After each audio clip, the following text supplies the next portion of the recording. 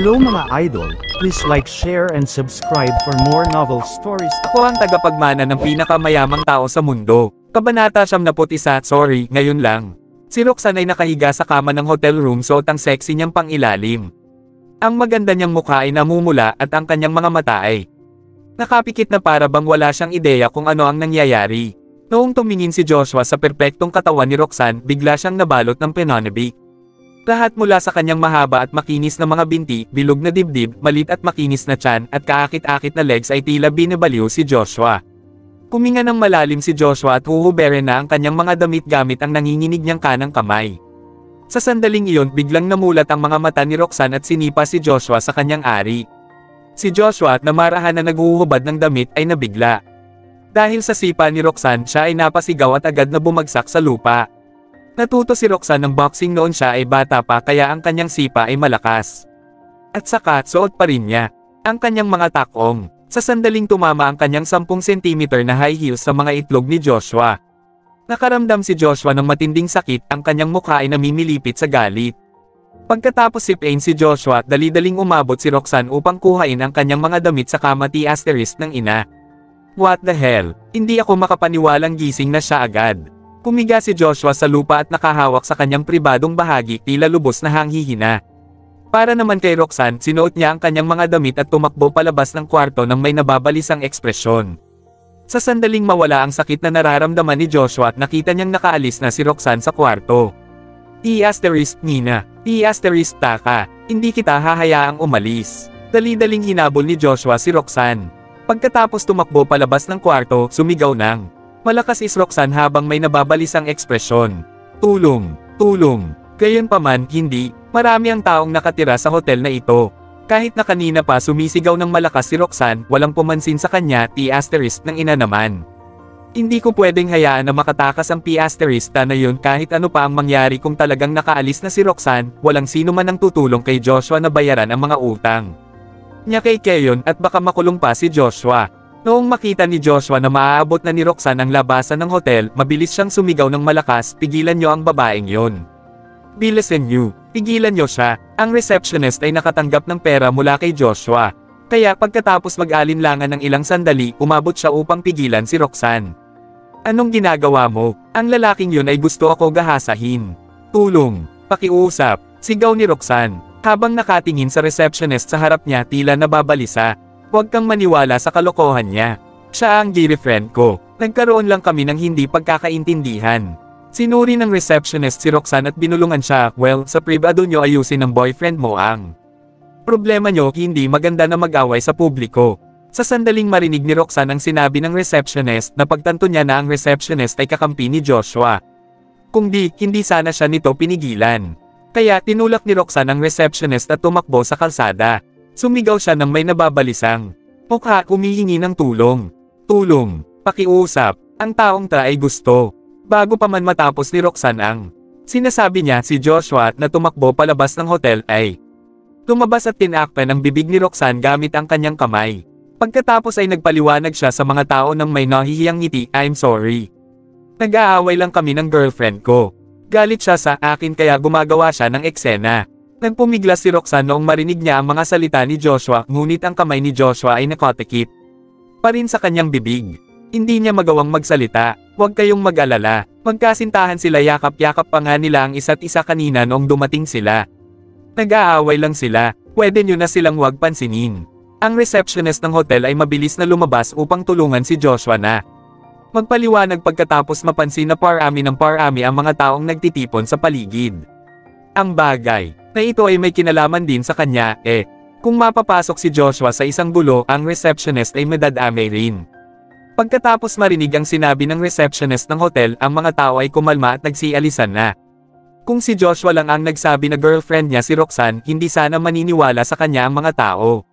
Nang ganoon kadali. Gayunpaman, sinabi rin iyon ng receptionist ng hotel, pinagmumuka na ang sinabi ni Joshua ay totoo. Kaya akala ng mga napadaan ay talagang nag-aaway lamang sina Roxanne at Joshua, kaya walang sino man ang may balak na makialam sa kanila. Nagpumiglas ng malakas si Roxanne, ngunit hindi niya kasing lakas si Joshua, kaya nabigo siyang kumawala mula kay Joshua. Samantala, si Cyrus ay nasa isang Mercedes-Benz sa kalsada. Kalalabas lamang nila ni Yana ng Jack's restaurant pagkatapos kumain. May balak si Yana na dalhin si Cyrus sa bahay niya at tingnan kung may pwede siyang gawin kay Cyrus. Gayunpaman, wala pang 5 minuto pagkatapos nilang umalis, nakita ni Cyrus sina Roxanne at Joshua na nagtatalo sa harap ng hotel. Napapansin na mayroong mali, dali-daling sinabi ni Cyrus, itigil mo ang kotse. Dahil doon, natuliro si Yana. Mabilis niyang tinihil ang kotse at napantingin sa labas ng hotel. Pagkatapos noon, binuksan agad ni Cyrus ang pinto ng kotse at lumabas upang makita kung ano ang nangyayari kina Roxanne at Joshua. Nang masulyapan sina Roxanne at Joshua na nakatayo sa labas ng hotel, nahuhulaan ni Cyrus kung ano ang nangyayari. Kahit na alam ni Cyrus na nilapitan ni Joshua si Roxanne nang may balak na kuhain ang pera niya at makipagtalik sa kanya, hindi kailanman pumasok sa isipan ni Cyrus na dadalhin agad ni Joshua si Roxanne sa isang hotel sa parehong araw na inamin niya ang pagmamano niya kay Roxanne. At saka, mula sa matinding pagpupumiglas ni Roxanne, nakikita ni Cyrus na ayaw pumasok ni Roxanne sa hotel kasama si Frank. Kaya hindi nagawa ni Cyrus na tumayo lamang roon at sa halip na pagpasyahan na tulungan si Roxanne. Sa sandaling makita ni Yana si Cyrus na lumabas ng kotse, nagtanong siya ng malakas, Mr. De La Cruz, anong gagawin mo? Tutulungan ko si Roxanne. Sagot ni Cyrus. Mr. De La Cruz, nababaliw ka na ba? Nakalimutan mo na ba kung ano ang trato niya sa'yo kanina? Kahit na iligtas mo siya, ang walang kwentang babae na yun ay hindi magpapasalamat sa'yo. Sa halip, pagagalitan ka niya at sasabihin na nakikialam ka sa buhay niya. Bakit pupunta ka pa roon para pumasok sa isang gulo? Inabot ni Yana ang braso ni Cyrus at hinikayat siya tila nababalisa. Nang marinig ang mga salita ni Yana, si Cyrus ay nabigla. Hindi niya mapigilan na maiisip ang sinabi sa kanya kanina ni Roxanne. Gayunpaman, pagkatapos ng sandali ng pag-aalinlangan, naniniwala pa rin siya na hindi siya pwedeng tumayo roon at manood na. Kawawin si Roxanne ng ganito kaya, tumakbo siya patawid ng kalsada at nagtungo sa Hotel Josco, Mr. De La Cruz. Bakit mo ito ginagawa? Napabuntong hininga si Yana. Sa sandaling pumasok si Cyrus ng hotel, nahila na ni Joshua si Roxanne patungo sa elevator. Sa sandaling papasok na si Joshua sa elevator, isang anino ang mabilis na nagtungo sa likod niya at si Joshua ay biglang nakaramdam ng hilo. Sa matinding galit, sinapak ni Cyrus si Joshua ng malakas sa mukha. Pagkatapos nun, nanghina si Joshua. Sa sakit at napasandal na lamang sa pader. Tumitig si Roxanne kay Cyrus na mabilis na nagtungo roon para tulungan siya, ang kanyang mga mata ay nanlalaki sa gulat at sa kawalan ng paniniwala sa nangyayari. Cyrus. Tumingin si Cyrus kay Roxanne at nagtanong sa isang kalmadong boses, sorry, ngayon lang ako. Ayos ka lang ba? Dahil doon, agad na umiyak si Roxanne. Siya ay lubos na nagsisisi. Kung nakinig lang siya sa payo ni Cyrus kanina, hindi sana ito nangyari. Dagdag pa roon, dumating pa rin si Cyrus para tulungan siya sa kabila ng masasamang mga salitang binato niya kay Cyrus kanina. Inaalala iyon, naniniwala si Roxanne na sumosobra na siya. Go ka, huwag kang makialam dito. Sumigaw si Joshua kay Cyrus, ang kanyang mga mata ay puno ng galit. Inang ina mong Go ka. Sigaw ni Cyrus at sinugod si Joshua sa galit. Sina Joshua at Cyrus ay nagsuntukan. Si Cyrus ay madalas na nagbubuhat kaya siya ay mas malakas kaysa kay Joshua. Pagkatapos patumbahin si Joshua, paulit-ulit niyang sinuntok si Joshua sa mukha. Ang ulo ni Frank ay parang isang bola paulit-ulit na tumatalbog. Tubos na natuwa si Cyrus noong ilabas niya ang lahat ng kanyang galit sa sinungaling na iyon. Gayunpaman, noong inakala ni Roxanne na isa lamang si Cyrus at sa wakas ay may pagkakataon na siyang tumakas, isang grupo ng mga tao ang pumasok sa hotel. Nang makita ang taong nasa harap ng grupo, si Roxanne ay natuliro. Ang taong iyon ay si Johnny, na ang screen name ay Prince Cabral sa live streaming platform. Sa katunayan, si Johnny ay napadaan lamang. Noong malaman niya na may nagsusuntukan sa hotel, naisip niyang dumaan at manood. Sa kanyang pagkagulat, si Cyrus ang nakikipagsuntukan kaya si Johnny ay lumapit para makita kung matutulungan niya si Cyrus. Cyrus, tumigil ka na. Tumakbo na tayo. Umabot si Roxanne upang hawakan si Cyrus at nababalisang sinabi. Tumingin si Cyrus kay Roxanne at nagtanong. Takbo, bakit? Si Johnny at ang kanyang mga tauhan ay paparating na. Nandito siguro sila para tulungan si Joshua. Tara na bilisan mo. Sagot ni Roxanne nang may lubos na kinakabahan na ekspresyon. Johnny nang marinig ang pangalan. Si Cyrus ay nagulat. Oo. Noong tinulungan ako ni Joshua, sinabi niya kay Johnny na humingi ng tawad sa akin kaya sigurado akong kakampi niya si Joshua. Tara na. Kinailan ni Roxanne si Cyrus at binalak na tumakbo kasama siya. Akala pa rin ni Roxanne ay si Joshua parent si the past is over at dahil sa tulong ni Joshua ay hindi nagpatuloy si Johnny sa pagpapahirap sa kanya. Kaya akala niya ay narito si Johnny kasama ang kanyang mga tauhan para tulungan si Joshua. Wala siyang ideya na hindi kilala ni Johnny si Joshua at ang lahat ng nangyayari noon ay dahil kay Cyrus. Kinailan ni Roxanne si Cyrus ng 2 beses sa panik. Gayunpaman mukhang walang intensyon si Cyrus na umalis at hindi gumalaw sa kanyang kabanta 72 ang katotohanan. Sa sandaling natanggap ni Johnny at ng kanyang mga tauhan ang utos ni Cyrus, galit silang dumiretso kay Joshua nang hindi nagdadalawang isip. Nang makita ni Joshua na papunta na sa kanya ang buong gang, tinanong sila ni Joshua, "Sino kayo?"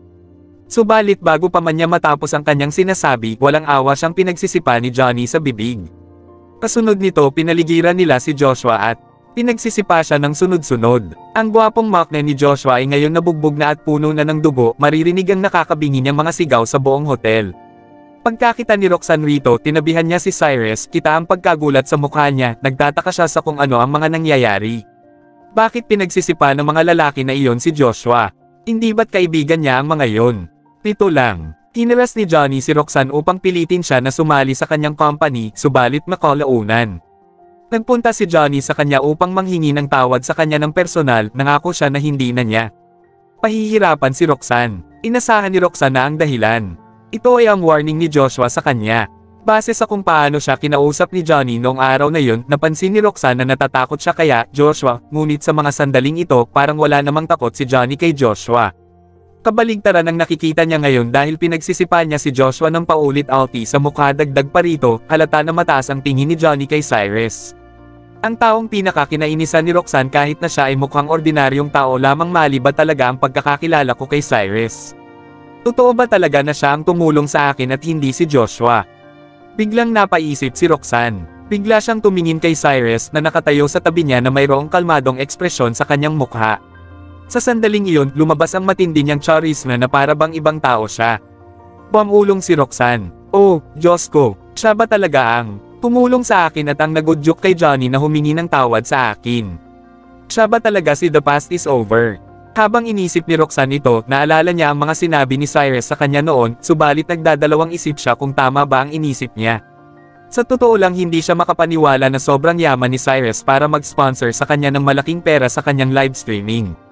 Hindi kalaunan, lumuhod si Joshua at humingi ng tawad kay Johnny at Cyrus, kita ang paghihirap sa kanyang mukha, parang awa niyo na, "Sir. Kuminto na kayo. Patawarin niyo ako sa nagawa ko. Pangako hindi ko na uulitin." Dahil sa nag-aalala si Johnny na baka maging malubha ang kalagayan ni Joshua sa sobrang bagbog at ikamete niya ito, kaya naman tumingin si Johnny kay Cyrus at tinanong kung ano ang sunod niyang dapat gawin. Tumakad si Cyrus at tinanong niya si Joshua nang walang emosyon sa kanyang mukha, "Ano tarantado, masakit ba?" "Oo, sobrang sakit," tumango si Joshua at nagsalita ng walang pagdadalawang isip. Tumitig si Cyrus at nagpatuloy sa pagsasalita, "Magaling ngayon, kung sasabihin mo sa akin lahat ng mga kasalanang ginawa mo nitong nakaraang linggo, papakawalan kita." "Ano ang ibig mong sabihin? Anong mga kasalan ang ginawa ko?" tanong ni Joshua, halata ang kalituhan sa bawat kurap niya, sabi na "Hindi ako makapaniwalang ganito kakapal ang mukha mo. Kung ako sa'yo kanina ko pa." Inamin ang totoo. Napailing si Cyrus, sunod ay tumingin siya kay Johnny at sinabing, "Sige, turuan mo yan ng leksyon." "Yes, Mr. De La Cruz," tumango si Johnny at nagpunta kay Joshua na mayroong mapanganib na tingin sa kanyang mukha habang siya ay nakangisi. Sa sandaling tumingin si Joshua sa mga mata ni Johnny, labis siyang natakot at napasigaw siya at namutla ang kanyang mukha. "Sir, parang awa, huwag mo akong saktan. Sasabihin ko sa iyo ang lahat." "Alright, sige," sambit ni Cyrus na walang ekspresyon. Tumitig si Joshua kay Cyrus at huminga ng malalim. Nanlalamig na ang pawis ni Joshua, mahina at nanginjing na nagtanong si Joshua, "Saan ako dapat magsimula?" Sa unang sandaling sinadya mong maging malapit kay Roxanne, malamig na sambit ni Cyrus. Makalipas ang ilang saglit na pagdadalawang isip, tumingin si Joshua kay Roxanne at marahang sinabi, "Roxanne, matagal na talaga akong nagsisinungaling sa'yo. Hindi ako si The Past Is Over, hindi rin ako mayaman. Isang ordinaryong estudyante lang ako ng Laguna University. Patawarin mo ako sa lahat ng nagawa ko." Pagkarinig ng mga sinabi ni Joshua, halos mapatalon sa gulat at kilabot si Roxanne. Kahit na nagtakangka si Joshua, naghahasain siya sa hotel room, hindi niya naman pinagdudahan kung sino siya, inakala lang niya na ang dahilan kung bakit ganoon karumi ang mga paraan niya. Dinil gustong-gusto niya lang na makipag-*X sa kanya. Sa kabila nito, isang malaking sampal sa kanya ang katotohanan. Hindi makakibo si Roxanne, tinitigan niya si Joshua at tinanon siya, hindi ikaw si The Past is Over. Kung ganoon, paano mo nagawang mag-login sa account niya? Natutunan ko kung paano manghak nung nakaraan. Madalas akong nanonood ng mga live streams mo at isa ako sa mga fan mo. Noong napansin kong nag-sponsor sa'yo ng milyon-milyong piso si The Past is Over, naisip ko na maaari kong gamitin ang account na iyon at kausapin ka, kaya hinak ko ito. Kuminto si Joshua ng saglit at nagpatuloy, hindi ko inakalang hindi man lamang nakakonect sa phone number yung account at hindi man lamang nag-take ng extra measures yung may-ari para protektahan yung account niya. Kaya naman madali ko lang nahack ang kanyang account, pagtapos pinalitan ko yung account password niya at kinontak ka habang nagla-live streaming ka. Lalo pang ikinagulat ni Roxanne ang sinabi niya, hindi niya naisip na magagawa ni Joshua na mag-hack ng account para lang makausap siya. Dagdag pa rito, lahat ng sinabi ni Cyrus sa kanya nung nakaraan ay totoo. Pati ang katotohanan na hindi si Joshua si The Past is Over. Kinagat ni Roxanne ang kanyang labi at galit na sinabing, "Sira ulo, ginawa mo ang lahat ng ito para lang makipag-*X ako sa truth, no?"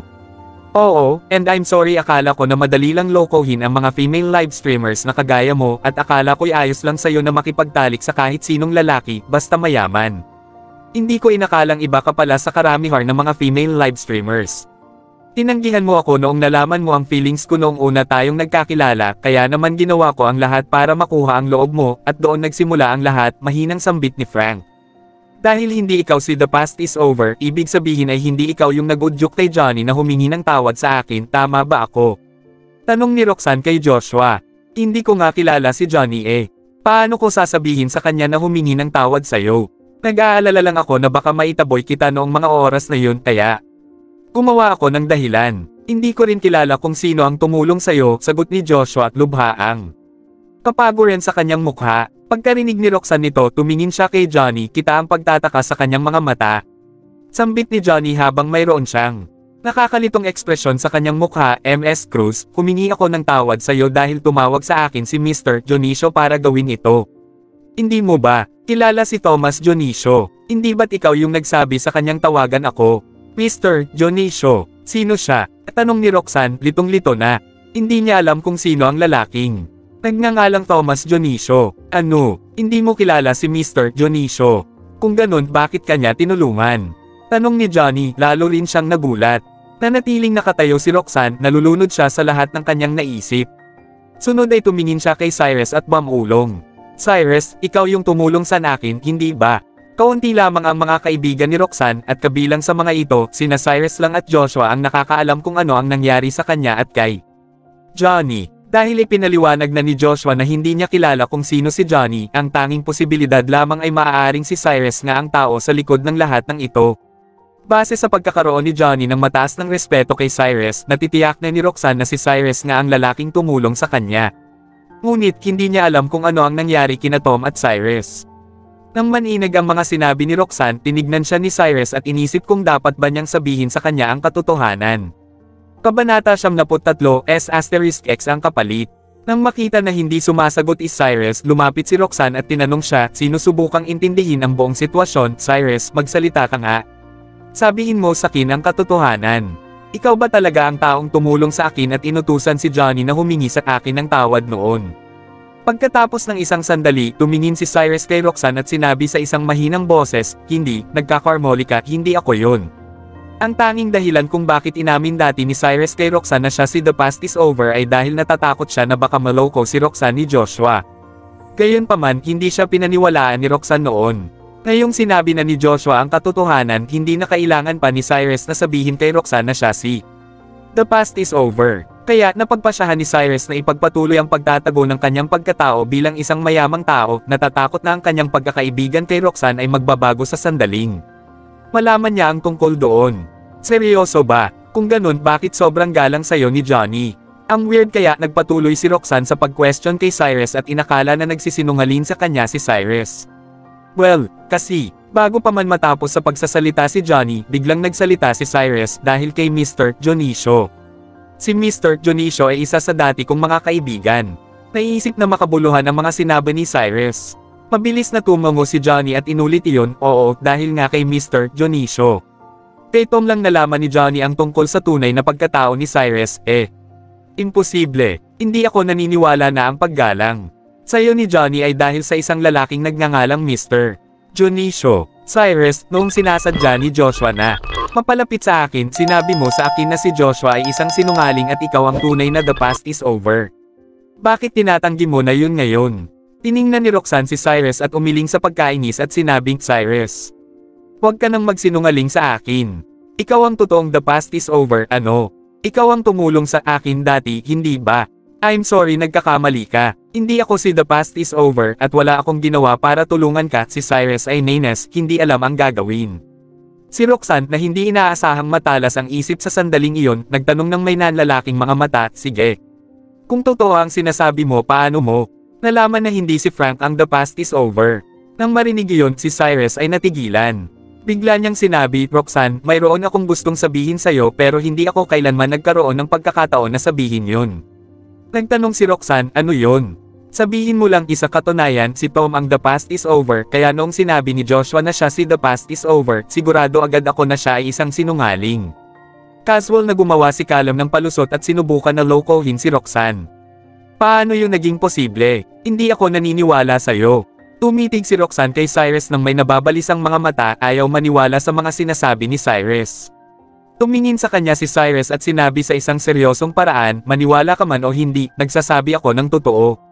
Sinubukan ni Johnny na tulungan si Cyrus at nakangising sinabi, well, makabuluhan naman ang sinasabi ni Mr. De La Cruz. Kung di, hindi sana ako tatawagan ni Mr. Junicio at iuutos sa akin na humingi ng tawad sa'yo. Dahil doon, nanigas si Roxanne sa kaniyang kinatatayuan at nag-alinlangan ng sandali. Tumingin naman siya kay Cyrus nang may nag-aalab na mga mata at pagalit na nagtanong. Cyrus, kung matagal mo nang kilala kung sino si the past is over, bakit hindi mo agad sinabi sa akin? Well, si Tom ay isang bigatin sa Santa Rosa. Kukutsain siya ng iba kapag nalaman nila na patuloy siyang nag-sponsor ng isang babaeng live streamer gamit ang ganoon kalaking pera, kaya mas gusto niyang panatilihing sikreto ang tunay niyang pagkatao. Mabilis na nag-iisip si Cyrus ng paliwanag. Si Roxanne ay bahagyang na-disappoint at tumitig kay Cyrus. Pagkatapos malaman na hindi si Joshua ang taong inakala niya, akala niya si Cyrus ang taong tumulong sa kanya noon. Gayunpaman, sa sandaling iyon, nalaman niya na ang lahat ng iyon ay walang kinalaman kay Cyrus o kay Joshua. Sa halip, ang taong tumulong sa kanya noon ay isang tao na hindi man lang niya kilala. Sa sandaling iyon, si Joshua na nakahiga sa lupa. Nang may gasgas sa buo niyang mukha ay napatanong ng may nababalisang ekspresyon.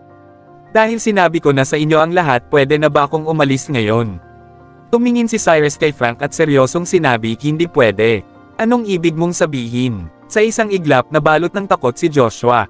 Tumitig siya kay Cyrus nang may maputlang mukha, hindi magawang makapagsalita, nilabas ni Callum ang kanyang phone at binalak na tawagan ang pulis. Nakagawa si Joshua ng krimen na attempted R***pay. Hindi hahayaan ni Cyrus na makawala ang G***gang ito nang hindi siya nagbabayad sa ginawa niya. Gayunpaman, nagulat Cyrus noong malaman niyang walang baterya ang kanyang phone. Wala siyang ibang magagawa kundi ang lumingon at sabihin, tawagan mo ang mga pulis at ipaaresto siya. Opo, Mr. De La Cruz. Magalang na tumango si Johnny kay Cyrus. Pagkatapos ay nilabas niya ang kanyang phone at tinawagan ang pulis tulad ng inutos ni Cyrus. Pagkatapos ng 10 minuto, dumating ang mga pulis sa hotel at inaresto si Joshua. Dahil si Roxanne ang biktima, kinailangan niyang pumunta sa police station para magsalita at tumulong sa investigasyon.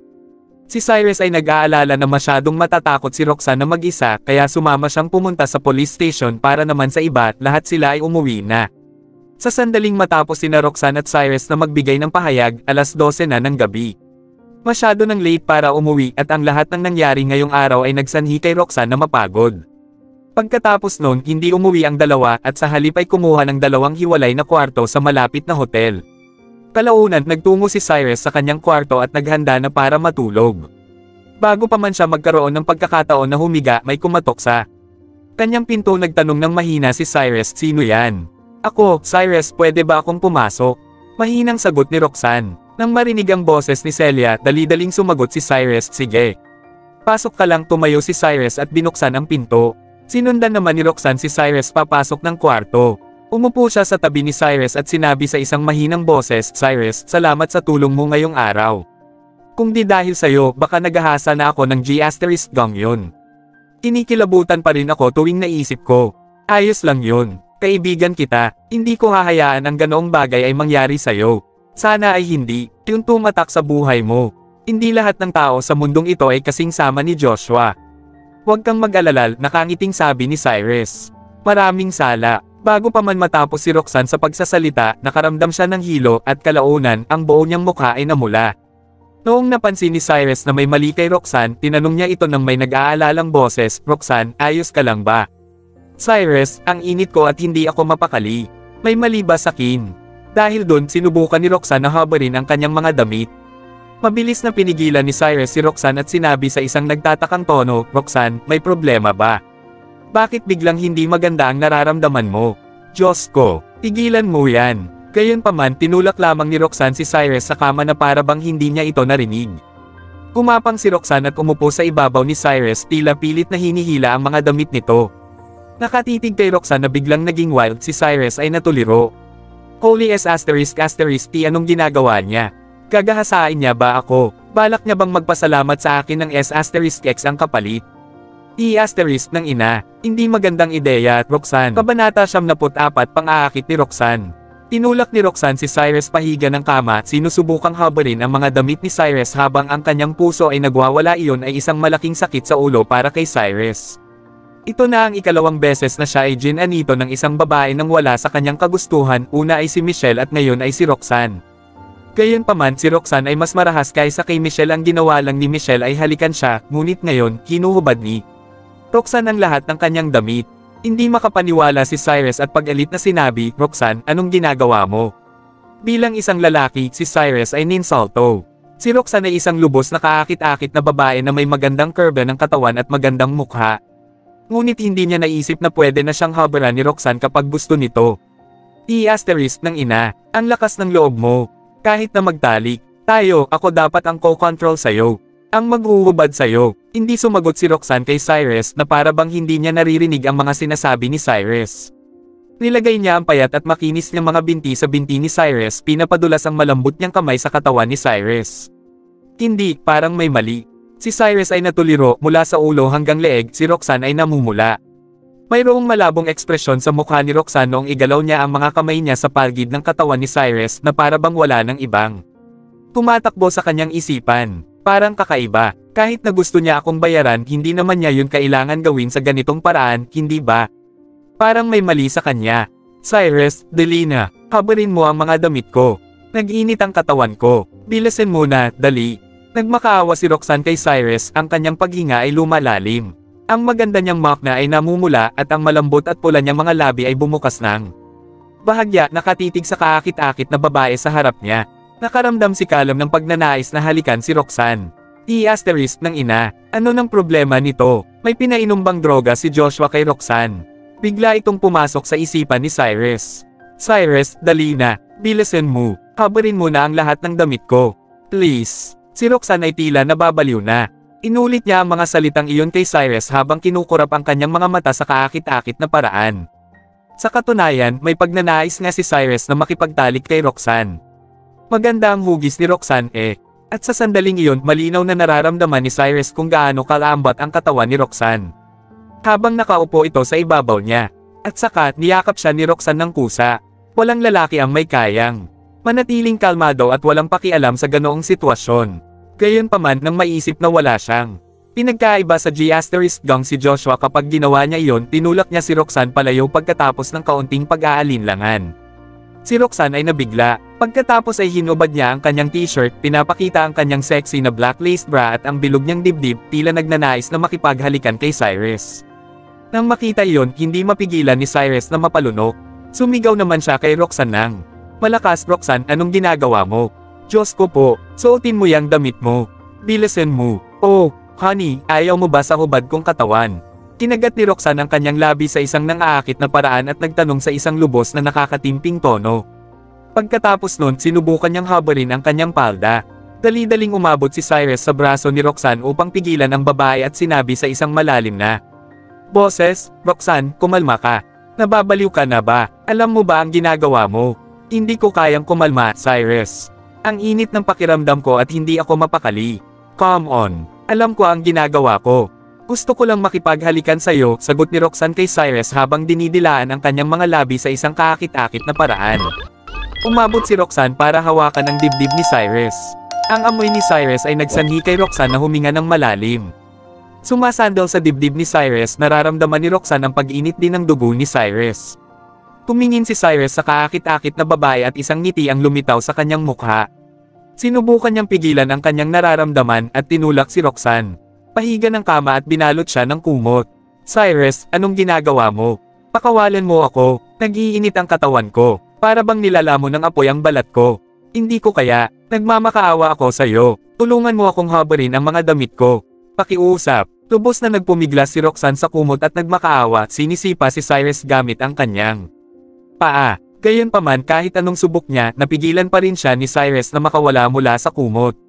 Lubos na nag-aalala si Cyrus na hindi niya magagawang tiisin ang tukso kapag pinakawalan niya si Roxanne sa kumot.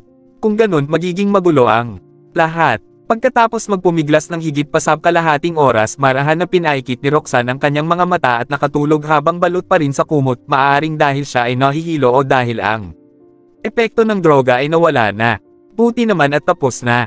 Napabuntong hininga si Cyrus sa ginhawa pagkatapos makita na nakatulog na si Roxanne at tumayo upang humiga sa tabi ni Roxanne. Pambihira ang drug ang binigay ni Joshua kay Roxanne. Hindi ako makapaniwalang kaya noon magsanhi sa isang babae na tulad ni Roxanne na maging ganun ka-wild. Pambihira. Napabuntong hininga si Cyrus. Ginamit niya ang buo niyang lakas para makontrol si Roxanne sa puntong napagod siya at nakatulog agad pagkatapos niyang humiga sa kama. Samantala, sina Margox at Monica ay nagmaneho patungo sa apartment ni Cyrus upang magtanong tungkol sa villa pagkatapos makuha ang kanyang address. Gayunpaman pagkatapos maghintay ng halos 2 oras hindi pa rin umuwi si Cyrus. Margox, sa tingin ko ay dapat na tayong umuwi. Tignan mo ang lugar na to. Hindi ako makapaniwala na may naninirahan sa ganitong lugar. Kung may pera talaga si Cyrus na bilhin ang villa na yun, bakit siya may ninirahan dito? Imposibleng siya yun. Huwag nan tayong mag-aksaya pa ng oras, sabi ni Monica nang may nandidiring ekspresyon sa kanyang mukha, iniisip na. Tiyak na hindi si Cyrus ang taong bumili ng villa para kay Margox. Nag-alinlangan si Margox ng sandali at nilabas ang kanyang phone upang muling tawagan si Cyrus, ngunit ang phone ni Cyrus ay nakapatay pa rin. Anong ginagawa ni Cyrus? Bakit nakapatay ang phone niya? Napabuntong hininga si Margox sa inis. Tumingin siya kay Monica at sinabi, sige, anong oras na rin, umuwi na tayo. Wala tayong mapapala sa paghihintay rito. Sinabi ko naman sa'yo, dapat kanina pa tayo umuwi. Ang mahirap na lalaking tulad ni Cyrus ay hindi makakabili ng ganoong villa. Hindi na dapat tayo nagpunta pa rito, sumimangot si Monica at malungkot na nagreklamo. Pagkatapos noon, sinundan niya si Margox at umalis ng lugar na iyon. Alas 7 ng umaga, nagising si Cyrus sa malalim niyang pagkakatulog. Sa sandaling imulat niya ang kanyang mga mata at natuliro siya noong makita niya na nakayakap sa kanya. Si Roxanne na parang isang octopus dahil sa makinis at malambot na mga braso niyang nakayakap sa leeg ni Cyrus, ang mahaba at makinis niyang mga binti ay nakapatong sa baywang ni Cyrus at ang magandang niyang mukha ay nakasandal sa dibdib ni Cyrus. Para bang sila ay magkasintahan. Kuminga ng malalim si Cyrus at isang ngiri ang lumitaw sa kanyang mukha. Nararamdaman na tulog pa rin si Roxanne, maingat niyang sinubukan na umalis sa pagkakayakap ni Roxanne. Sa sandaling iyon, biglang bumukas ang mga mata ni Roxanne at tumitig kay Cyrus gamit ang maganda niyang mga mata na nanlaki sa gulat. Good morning, sabi ni Cyrus kay Roxanne nang may nahihiyang mukha. Napasigaw si Roxanne sa sandaling mapansin niya na wala siyang damit at kasama si Cyrus sa isang kama. Roxanne, makinig ka sa akin. Hindi katulad ng inisip mo, sinubukan ni Cyrus na magpaliwanag. Hindi nakikinig sa kahit isang salitang sinabi ni Cyrus, tumingin siya ng masama at sumigaw ng malakas, Cyrus de la Cruz, go ka. Hindi ko inasahan na wala ka ring hiya. Paano mo to nagawa sa akin? Nakakainis ka, anak ka ng piasterista. Papunta ka sana sa impyerno. Pagkatapos noon, kinuha ni Roxanne ang kanyang mga damit at sinubukang tumakbo palabas ng kwarto. Nang tumingin si Cyrus sa paalis na si Roxanne, napangiwi na lamang siya. Asterisk ng ina, ikaw nga tong nagsimula kagabi. Maswerte ka't pinigilan ko ang sarili ko at tinanggihan ka. Tapos ay ikaw pa ang may lakas ng loob na magalit sa akin. Kabanata 75, hindi ba siya ganun kaganda? Nang magising si Roxanne sa loob ng hotel room at matuklasan niyang katabi niya si Cyrus habang siya ay walang suot na pantaas na damit, nagulantang siya. Sinubukan ni Cyrus magpaliwanag na wala siyang ginawang masama kay Roxanne, ngunit hindi siya pinaniwalaan nito. Pinulot niya ang kanyang mga damit at galit na lumabas ng kwarto, sobrang sama ng kanyang loob. Nakaraang araw lang ay labis na ang takot na naramdaman niya dahil kay Joshua, ngayon nawala na siya para bang si Cyrus naman ang pumalit upang bastyusin siya. Galit at lubhang nadidismaya si Roxanne dahil dito. Kailan may hindi niya naisip na si Cyrus ay isang tarantado rin kagaya ni Joshua. Inabol ni Cyrus si Roxanne at napabuntong hininga. Roxanne, pwede bang hayaan mo muna akong magpaliwanag? Walang hiya kang tarantado ka. Ano pang gusto mong sabihin? Napahinto sa paglalakad si Roxanne. Kita ang mga nangingilid na luha sa kanyang mga mata. Tumingin sa kanya si Cyrus at marahang sinabi, sandali lang. Kumalma ka, walang nangyari sa ating dalawa kagabi. I swear, isipin mo muna, kung talagang may ginawa akong masama sa'yo, bakit t-shirt mo lang ang tatanggalin ko? Kung may pagkakataon naman akong habarin din ang palda at ang panloob mo. Hindi ba? Nagulat si Roxanne sa mga sinabi ni Cyrus. Dali-dali siyang tumingin sa kanyang ibaba. Nakita niyang suot pa niya ang kanyang palda. Kung ganun, bakit sa iisang kama tayo natulog kagabi? Dalawa naman ang rooms na kinuha natin sa hotel, hindi ba? Ano ba talagang nangyari? Nauutal na sinabi ni Roxanne, kita ang kahihiyan sa kanyang mukha. Holy S***, hindi mo ba talaga naaalala kung ano ang nangyari kagabi? Niloloko mo ba ako? Sambit ni Cyrus habang mayroong nag-aalangang ngiti. Well, I don't seem to remember anything. Bahagyang ginalaw ni Roxanne ang mga labi niya sa sobrang kalituhan. Nang bigla siyang makaramdam ng hilo. Ang tanging mga alaalang mayroon siya nakaraang araw ay noong nag-book siya at si Cyrus ng dalawang hiwalay na rooms, subalit nakalimutan niya na lahat ng mga nangyari pagtapos noon. Diyos ko, paano mo nagawang makalimutan yon? Nanlumo si Cyrus at siya ay napabuntong hininga. Sunod ay tinuro niya ang room sa tapat niya at sinabing, tingnan mong mabuti. Kwarto ko to at iyon yung sayo. Ikaw yung nagpunta sa akin kagabi at hindi ako. Sa sandaling marinig ni Roxanne ito, dali-dali siyang sumulyap sa paligid niya at natuklasan niya nga na totoo ang sinasabi niya. Talagang siya ang nagpunta kay Cyrus at natulog sa tabi niya. Hindi nagsisinungaling si Cyrus. Kung talagang mayroon siyang masamang balak, dapat ay nandoon sila sa kwarto niya at hindi dito sa kanya. Kung ganun, anong nangyari kagabi? Bakit tayo magkatabi sa isang kama? Naguguluhang tanong ni Roxanne kay Cyrus. Pwede ka na bang pumasok ulit dito? Sa kwarto natin to pag-usapan. Masyadong maraming mga tao sa hallway ng hotel. Ayaw ni Cyrus na pag-usapan ito sa harap nila dahil ikakahiya niya ito. Pagtapos niyang magdalawang isip, umalis si Roxanne sa kinatatayuan niya, tumalikod at pumasok ulit sa kwarto ni Cyrus. Pagkapasok niya, isinara agad ni Cyrus ang pinto. Umupo si Roxanne sa kama at bumulong. So, can you tell me now? Nag-iisip-isip muna si Cyrus ng panandalian pagtapos ay marahan niyang ikinwento kay Roxanne ang lahat ng mga detalye sa nangyari kagabi. Namula si Roxanne sa sobrang kahihiyan nang marinig niya ang kwento ni Cyrus. Nautaw-yutal siya, hindi makagalaw dahil hindi siya makapaniwala. Tinanong niya si Cyrus, Cyrus, totoo ba ang sinasabi mo? Oo naman. Believe it or not, it's the truth. Sagot ni Cyrus, siguro naging wild ka kagabi dahil sa drugs na ibinigay sa'yo ni Joshua. Pero, wala talaga akong ginawa sa'yo. Binalutan lang kita ng kumot at ihiniga ka sa kama. Pagtapos sa sobrang pagod ko, nakatulog na rin ako. Yun lang talaga yung nangyari na natiling nakaupo si Roxanne sa kama, tulala at puno ng kahihiyan ang kanyang mukha. Palagi na lang mali ang pagkakaintindi niya sa mga ginagawa ni Cyrus kahit na ang totoo ay isa siyang gentleman. Nahihiya siya sa sarili niya. Humingi si Roxanne ng tawad kay Cyrus gamit ang kanyang maliit na boses, I'm sorry, Cyrus. Hindi dapat kita pinag-isipan ng masama. No worries. Basta alalahanin mo lang lahat ng nangyari kagabi. Sigurado akong may maaalala ka kahit kaunti, simpleng sagot ni Cyrus. Well, naaalala ko na nagpunta ako sa room mo para humingi ng tawad sa'yo, yung kasunod nun, hindi ko na maalala, sagot ni Roxanne habang namumula ang kanyang mukha. Alright. Hayaan mo na kung hindi mo maalala, sambit ni Cyrus, siya ay nakangiti habang nakatingin kay Roxanne. Gabi na, mayroon pa akong klase bukas. Kailangan ko nang umalis. Tumango agad si Roxanne. Okay, go ahead. Matapos magpaalam sa kanya, tumalikod na si Cyrus at lumakad palabas ng kwarto. Noong siya ay umalis, kumiga si Roxanne sa kama, ang kanyang magandang mukha ay namumula sa sobrang kahihiyan. Ano ba yan, Roxanne? Anong kahihiyan ang ginawa mo? Bakit ang kapal ng mukha mo? Nakakahiya. Sambit ni Roxanne sa sarili niya, kinuha niya ang unan at pinaghahampas ito upang ilabas ang kanyang mga emosyon. Walang mag-aakalang magagawa ito ng isang tahimik na babae. Habang hinahampas ni Roxanne yung unan, bigla siyang may naalala at huminto siya sa ginagawa niya. Bigla siyang napasigaw, kita ang pagkadismaya sa kanyang mga mata, walang hiya ka Cyrus. Noong nagpunta ako sa'yo kagabi tinakpen mo lang ako ng kumot at wala ka ng iba pang ginawa. Diyos ko, lalaki ka ba talaga? O sa tingin mo hindi ako ganun kaganda?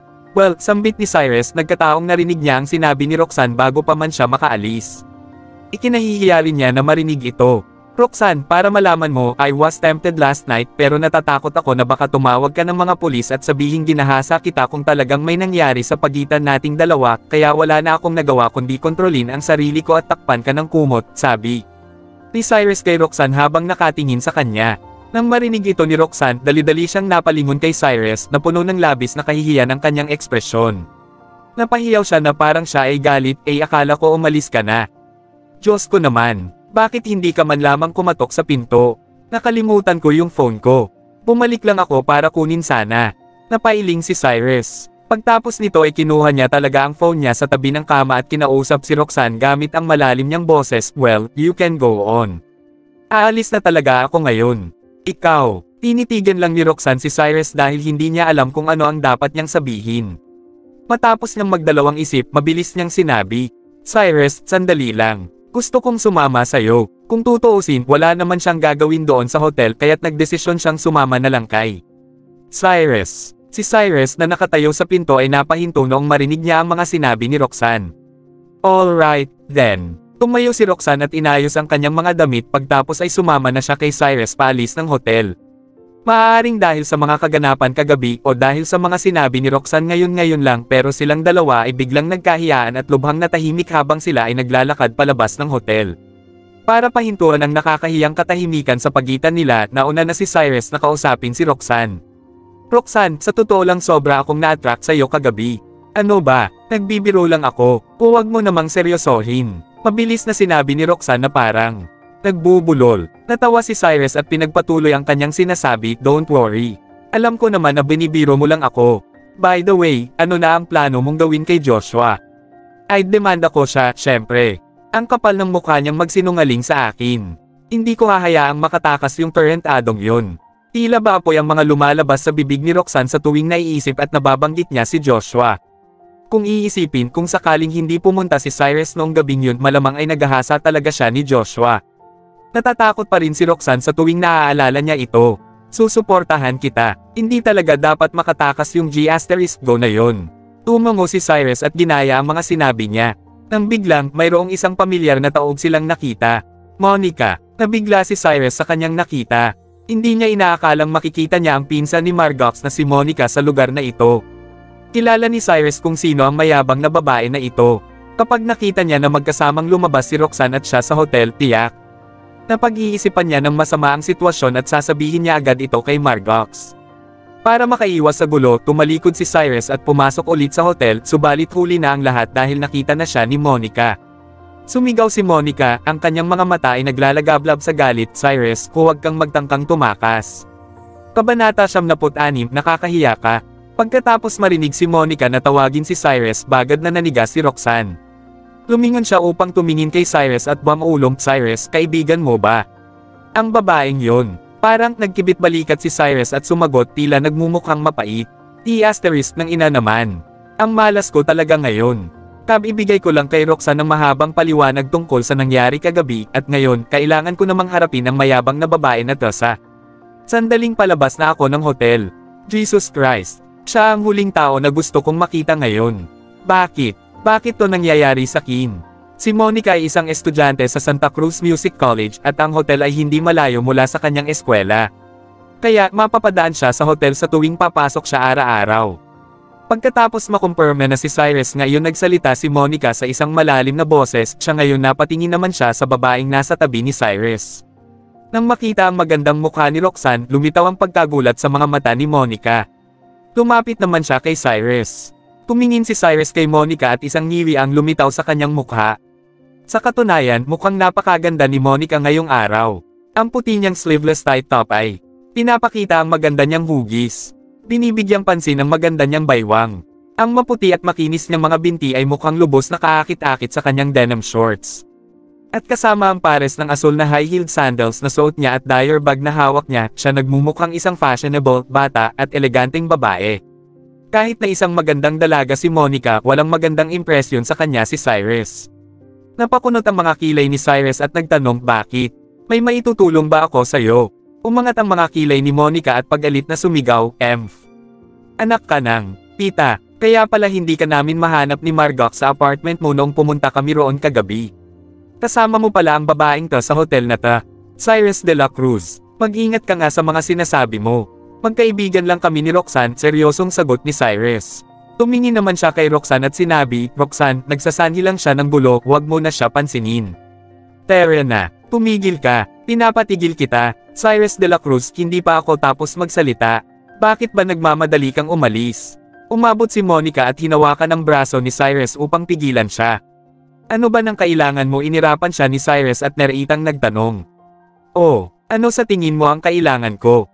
Tumingin si Monica kay Roxanne na nakatayo sa tabi ni Cyrus at nagpatuloy sa isang pekeng malambing na boses, "Cyrus de la Cruz, hindi ko kailanman inasahan na makakakuha ka ng ganito kagandang babae para idala sa isang hotel. Mabuti naman." Si Roxanne ay nairita sa sinabi ni Monica at pagalit na sinabi, "Please, huwag kang magkamali ng akala sa amin. Magkaibigan lang kami ni Cyrus. Wala kami sa ganoong relasyon. Magkaibigan lang. Kalalabas nyo lang dalawa sa isang hotel ng magkasama. Hindi nyo ikan maloloko. Hindi ako isang tanga," naiinis na sinabi ni Monica habang mayroong peking ngiti sa kanyang mukha. "Monica, sabihin mo na lang sa Kin. Ano bang kailangan mo?" Tumingin sa kanya ng masama si Cyrus at napasigaw sa galit, ang mga ugat sa kanyang noo ay naglalakihan. "Oh, huwag ka namang magalit. Gusto lang naman kitang baitin," nagpapakyut na sabi ni Monica. Napatingin naman siya sa hotel sa harap niya at nagpatuloy, "Mahal ang isang kwarto, hindi ba? Cyrus de la Cruz, sa tingin ko ay hindi mo kayang bayaran ang bill dito gamit ang perang nakukuha mo sa pagpupulot ng mga bote. So, ginamit mo siguro ang perang binigay sa'yo ni Margo sa hotel room na ano?" Si Roxanne ay nabigla, iniisip kong si Monica ba ang pinsan ng magandang babae na nakita niya sa gate ng neighborhood dati. Bigla niyang napagtanto na kahit na maayos na ang hindi pagkakaintindihan sa kung sino si The Past is Over, hindi pa rin pinapaliwanag sa kanya ni Cyrus kung talaga bang isa siyang boy toy. Nanghula lamang si Roxanne noon, ngunit ang sinabi ni Monica ay nagsanhi kay Roxanne na maisip na baka tama ang kanyang hula. Ay petal, hindi ako makapaniwala na mayroon ngang sugar mom na si Cyrus. Hindi ka panipaniwala. Walang emosyon na tumingin si Cyrus kay Monica at sinabi, "Bakit ba may pakialam ka kung paano ko binayaran ang kwarto na yon? Wala kang pakialam, pakialamerang pata." Tumingin ng masama si Roxanne kay Cyrus, tila nakakaramdam ng galit. Nang ina, hindi man lang din tinanggi ni Cyrus de la Cruz. Mukhang tama nga ang hula ko. Nakakainis. Ang lakas naman ng loob niyang lokohin si Margox, anak ng piasterista. "Cyrus de la Cruz, makinig ka nga sa Kin. Ikaw ang pinakawalang hiyang lalaki na nakilala ko. Hindi ako makapaniwala na mayabang ka pa rin kahit nahuli ka ng may kabit. Ang taong tulad mo ay dapat mapunta sa impyerno." Sigaw ni Monica ng may galit na mukha, tila malapit ng bumuga ng apoy sa galit. Napasimangot naman siya, tumingin kay Roxanne at nagpatuloy, "Babae, lumayo-layo ka kay Cyrus. Isa lang siyang pauuna na namumulot ng bote para kumita. Madalas siyang nambababae gamit ang 80,000 piso na binibigay sa kanya ng pinsan ko buwan-buwan. Panipi, huwag kang magpapaloko sa kanya." Tumingin si Roxanne kay Monica nang hindi nagsasalita. Isang mayabang na ngiti ang lumitaw sa mukha ni Monica. Lumingon naman siya at pagalit na sumagob kay Cyrus, "Cyrus de la Cruz, maghanda ka. Sasabihin ko kay Margox na niloko mo siya. Sigurado akong busted ka na sa kanya. Maghintay ka lang." Pagkatapos noon, tumalikod si Monica at naglakad palayo. Tumitig si Cyrus kay Monica at napabuntong hininga, hindi alam ang sasabihin, habang si Roxanne ay nakatingin sa kanya ng may nag-aalinlangang mga mata. Pagkatapos ng isang sandali ng pag-aalinlangan, napakagat siya ng labi at naglakas loob na magtanong, "Cyrus, isa ka ba talagang boy toy?" Dahil sa pahayag na yun, hindi makapaniwalang tumingin si Cyrus kay Roxanne. Noon lamang niya napagtanto kung ano ang malaking gulo na pinasok niya. Nagkaroon ng maling akala si Monica kay Cyrus at inakala na niloloko niya si Margox pagkatapos silang makita ni Roxanne na palabas ng hotel ng magkasama, at ngayon, pagkatapos marinig ang sinabi ni Monica, akala ni Roxanne ay isang boy toy si Cyrus. Pinamalas nga talaga ngayong araw si Cyrus. Tahay ina, ang laking hindi pagkakaintindihan na pabuntong hininga si Cyrus. "Roxanne, makinig ka sa Kin. Hindi to tulad ng iniisip mo. Kasi, nautol si Cyrus at hindi alam kung paano iyon lilinawin. Well, Cyrus, hindi mo naman kailangang magpaliwanag sa Kin. Magkaibigan lang tayo, wala yung kinalaman sa Kin. Wala nga akong pakialam kung mayroon kang sugar mama, sabi ni Roxanne nang may poker face at nagsimulang maglakad. Roxanne, pakiusap, hayaan mo akong magpaliwanag. Hindi naman. Dali-daling hinabol ni Cyrus si Roxanne. Cyrus, sinabi ko naman sa'yo. Magkaibigan lang tayo. Hindi mo kailangang magpaliwanag sa akin. Tumingin si Roxanne kay Cyrus at nariitang sinabi. Pagkatapos ng isang sandali, nagpatuloy siya, Cyrus, alam kong may nararamdaman ka para sa akin, nagkaroon tayo ng hindi pagkakaintindihan noong nakaraan dahil sa nangyari kay Joshua at may nasabi na akong masasamang mga salita sa'yo. Humihingi ako ng tawad sa'yo tungkol doon, sa katunayan, natutuwa nga ako sa'yo, kahit na isang ordinaryong lalaki ka lang, mabait ka sa akin. Sa tingin ko kung sinabi mo sa akin na mayroon kang gusto sa akin, baka sinubukan ko pang makipag-date sa'yo. Gayunpaman, hindi ko kailanman inasahan na isa kang boy-toy. Disappointed talaga ako sa'yo. Tumitig si Cyrus kay Roxanne nang may ngiwi sa kanyang mukha, ang kanyang mga mata ay nanlalaki sa gulat. Kailan ko sinabi na may gusto ako sa kanya? Diyos ko, maling akala na naman. Matagal nang ang gusto ni Cyrus na magkaroon ng girlfriend.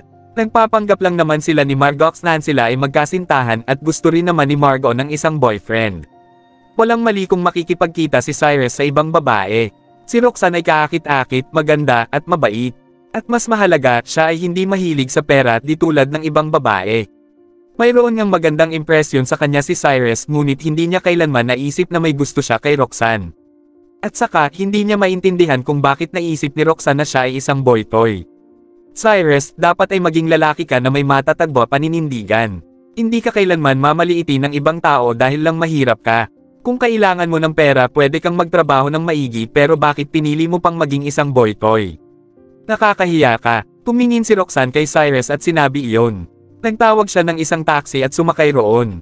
Pagkatapos ng isang sandali, ang taxi ay naglaho sa paningin ni Cyrus. Si Cyrus ay talagang nalungkot. Lubos siyang binaghirap para makipagbati kay Roxanne. Gayunpaman, nagpakita si Monica at sinira ulit iyon. Kabanata 77, mayroong magnanakaw sa klase. Pagkatapos umalis ni Roxanne, nagtaksi si Cyrus patungong Laguna University. Ang nangyari sa harap ng hotel kanina ay nagsanhi kay Monica na maniwala na si Cyrus ay mayroong tinatagong relasyon kasama si Roxanne, at ngayon, akala ni Roxanne ay isang boy-toy ng isang mayamang babae si Cyrus. Nang maisip na ganoon ang tingin ng iba sa kanya, si Cyrus ay lubos na nalungkot at nabalisa. Napabuntong hininga siya sa taxi at bamulong hindi talaga madaling itago ang tunay kong pagkatao. Nakakapagod. Pagkatapos ng kalahating oras, nakarating na siya sa Laguna University. Bumaba siya ng taxi at naglakad patungo sa lecture hall. Noong pumasok si Cyrus sa lecture hall, ang ilan sa kanila ay tumingin sa kanya nang may nagtatakang mga mata. Nang mapansin niyon, tumigil ng sandali si Cyrus at umupo sa tabi ni Liam at Ryan. Mukhang halos lahat ng tao sa klase ay nakatitig sa kanya. Si Cyrus ay nag-aalala na ang kanyang tunay na pagkatao ay kumalat na, kaya nakaramdam siya ng konsensya at nagtanong ng pabulong, Liam, anong nangyari? Bakit nakatitig sila sa akin? Cyrus, sabihin mo nga ang totoo. Nanalo ka ba talaga sa loto? Seryosong tanong ni Liam. Oo naman. Kung di, paano ako magkakaroon ng ganoon kalaking pera para ilibre kayo? Nauutal na sagot ni Cyrus. Inisip na nalantad na siya ay mas kinabahan. Seryoso ba? Huwag kang magsinungaling sa akin. Pabala sa kanya ni Liam. Pangako, nanalo ako sa loto, sagot ni Cyrus pagkatapos tumango. Well, buti naman at hindi ikaw yun. Napabuntong hininga si Liam sa ginhawa at pabulong na nagpatuloy, Cyrus, may magnanakaw sa klase natin. Kahit na walang nawala sa mga kaklase natin, may ilang mga estudyante sa ibang klase na nawala ng pera. Mag-ingat dapat tayo. Ano? May magnanakaw. Natuliro si Cyrus. Sa wakas ay nalaman na niya ang dahilan kung bakit nakatitig silang lahat sa kanya kanina. Akala pala nila ay siya ang magnanakaw. Tinanong mo ba sa akin kung nanalo talaga ako sa loto kanina kasi pinaghihinalaan mong ako yung magnanakaw na yon? Tanong ni Cyrus kay Liam nang may seryosong mukha. Kahit na walang pakialam si Cyrus kung pinaghihinalaan siya ng iba bilang isang magnanakaw. Si Liam ang huling taong inakala niya na maghahinala sa kanya. Bumigat ang dibdib ni Cyrus. Hindi ganon. Hindi kita pinaghihinalaan, buddy. Nagtanong lang ako, sagot ni Liam nang may awkward na ekspresyon sa kanyang mukha. Tumingin si Ryan ng seryoso kay Cyrus at sinabi, Cyrus, makatwiran naman na paghihinalaan ka ng iba na ikaw ang magnanakaw. Ang laki ng perang ginastos mo. Para i-break kami ng pagkain noong nakaraang araw at panay gastos ka ng pera nitong mga nakaraan kahit hindi mo naman gawain yon. Dahil doon, hindi naman nakakagulat na ikaw ang taong paghihinalaan nila. Sumagot si Cyrus ng may poker face, never mind. Wala akong pakialam sa iniisip nila. Anyway, hindi ako ang magnanakaw na tulala siya ng sandali, inisip na ang sinabi ni Ryan ay makabuluhan nga. Tubos nga siyang nagbago nitong nakaraan kaya normal lang para sa iba na maghinala na siya ang magnanakaw. Tumingin si Ryan kay Cyrus at nagpatuloy, oo nga pala, binayaran ni Liam ang class fee para sa'yo. Salamat, magkano yun? Babayaran kita, tanong ni Cyrus kay Liam. Wag na, mura lang naman yun. Ilibre mo na lang ako ng pagkain mamaya, walang baalang sagot ni Liam. Sige, nakangiting sagot ni Cyrus. Ilang beses nang binabayaran ni Liam ang class fees para kay Cyrus dahil alam niya kung gaano kahirap si Cyrus at kadalasan iliiber ni Cyrus si Liam pagkatapos noon. Kahit na hindi iyon masyadong pinapansin ni Cyrus, palagi niya yung tinatatak sa isip niya. Habang sila ay nag-uusap, ang tunog ng takong ibiglang maririnig sa labas ng classroom at ang buong lecture hall ay agad na natahimik. Pagkatapos noon, ang head lecturer ni Cyrus, si Sheila, ay kaaya-ayan pumasok sa classroom. Si Sheila ay mukhang lubos na kaakit-akit ngayong araw. Mayroon siyang suot na black sleep dress na mayroong hiwa sa isang gilid, pinapakita ang maganda at makinis niyang mga binti at sexy na mga curve. Ang kanyang malaking dibdib, payat na baywang at bilog na likod. Ang kanyang mga paa ay may suot na high-heeled sandals, nagsasanhi sa kanya na magmukhang kaakit-akit. Tinuliro nito ang lahat ng mga binata sa lecture hall.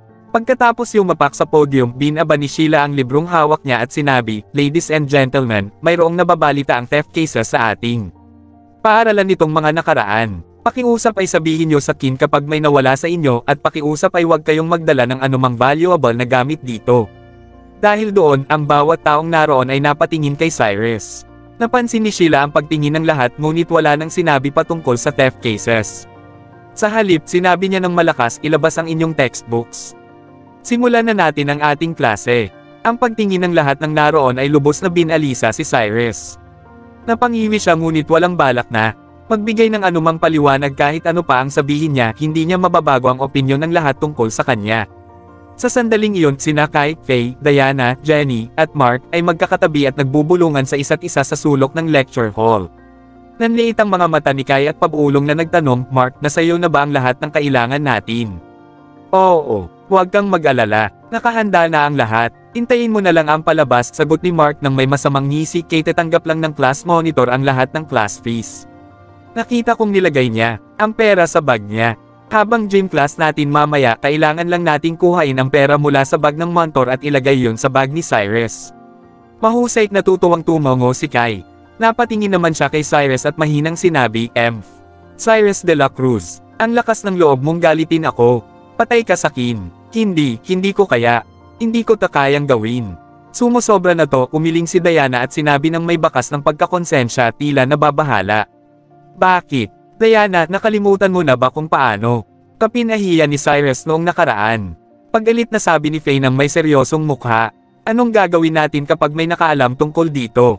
"Hindi ko kaya. Natatakot ako," nag-aalinlangan na sabi ni Diana. "Huwag kang mag-alala, Diana. Walang makakaalam tungkol sa plano natin." Umiti si Mark at sinubukan siyang pakalmayan, sino pala ang gagawa ng lahat na ta? Biglang tanong ni Jenny. Nang marinig iyon, lahat sila ay napatingin kay Mark. "Mark, hindi ba't sinabi mo na may gusto ka kay Diana? Ito na ang moment mo. Patunayan mo sa kanya ang pagmamahal mo." Si Faye ay isang matalinong babae at hindi hahayaan ang kanyang boyfriend na si Kai na gawin iyon. Kaya tinulak niya iyon kay Mark para siya lang ang masisisi kapag may nakaalam ng katotohanan. Nag-iisip ng sandali si Mark, pagkatapos ay tumango siya at sumagot, "Sige, ako na ang bahala, Mark." "Anong?" Bago pa man matapos si Diana sa pagsasalita, nagsalita si Mark ng may pagmamahal sa kanyang mga mata. "Ayos lang, Diana. Mahal kita. Handa akong gawin ang lahat para sa'yo." Nang marinig ang sinabi ni Mark, napamura na lamang si Diana sa kanyang isipan at hindi na nagsalita pa. Kabanata 78, pagkalinga ni Sheila. Matapos ang ilang saglit ay tumunog na ang bell, nangangahulugang tapos na ang aralin. Magarang lumabas si Sheila palabas ng lecture hall nang may bitbit na libro nang marinig niya ang bell. Si Ryan ay nakatitig sa kanyang kagandahan at siya ay napabuntong hininga. "Case, sobrang hot talaga ni MS. Isidro, kung magkakaroon ako ng girlfriend na katulad niya ay handa akong ipagpalit ang 10 taon ng buhay ko." "Oh, tumigil ka sa kakapantasya mo, pre. Alam kong baliw na baliw ka sa kanya. Ilang tissue kaya ang magagamit mo mamayang gabi?" Pangangasar ni Liam ng may halong pagngisi. Well, siguro ay kaunti lang. Siguro isang roll lang, sagot ni Ryan ng may malumanay na ekspresyon. Habang nakikinig sa usapan ni Ryan at Liam, naalala ni Cyrus ang napag-usapan niya at ni Sheila. Talagang alam ni Sheila ang tingin sa kanya ng kanyang mga estudyante. Kahit sa paningin ni Cyrus ay talagang sobrang sexy at kaakit-akit siyang babae, alam niya hindi siya kalad-karen tulad ng akala ng iba. Pagkos ay isang siyang Maria Clara. Habang si Cyrus ay nakatuon pa rin sa kanyang iniisip, si Sheila na nasa lecture hall na ay biglang bumalik at sumigaw habang nakatayo sa pintuan, "Cyrus!" Nang marinig ni Cyrus ang pagtawag ni Sheila ay mabilis itong tumayo at nagpakita ng pagkalito sa kanyang mukha at nagtanong, "MS Isidro, anong maipaglilingkod ko sa inyo? Pwede ka bang sumama sa akin saglit? Mag-usap tayo," sagot ni Sheila ng may mahinang boses at nagpatuloy sa paglalakad sa lecture hall. Matapos ang ilang saglit na pag-aatubili, si Cyrus ay tumayo at sinundan siya palabas ng classroom. Nang makita ni Liam at Ryan na lumabas si Cyrus kasama si Sheila ay may isang ideya ang biglang pumasok sa kanilang mga isip. "Liam, napansin mo ba? Tila ba ay masyadong close si Cyrus kay MS Isidro nitong mga nakaraang araw?" Pulong ni Ryan kay Liam. "Oo nga ang weird." Bahagyang napatango si Liam at napasingkit ang mga mata. "Sa tingin mo ba ay nagde-date si Cyrus at MS Isidro? Baliw. Paano naman iyon mangyayari? Paanong magugustuhan ni MS Isidro si Cyrus?" Malakas na sabi ni Ryan. "Well, who knows? Kahit na mahirap lang si Cyrus, siya ay gwapo at responsableng lalaki.